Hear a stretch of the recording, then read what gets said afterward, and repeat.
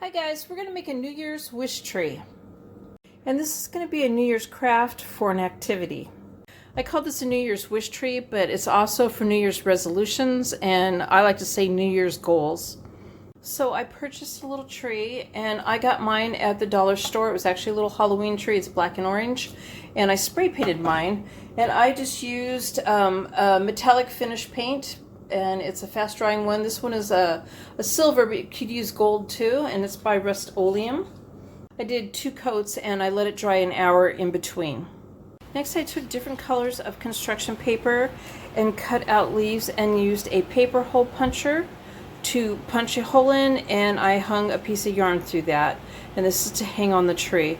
You could also use string or some twine to through the hole.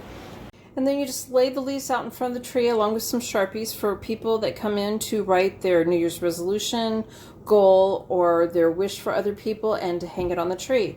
Now you could do this for a New Year's party, or you could do it for yourself personally, and either way. Or just as friends and family come to your house and visit, you can have them write and hang one on the tree. I hope you guys like this video. Please give it a thumbs up and subscribe to my channel, and thank you guys for watching.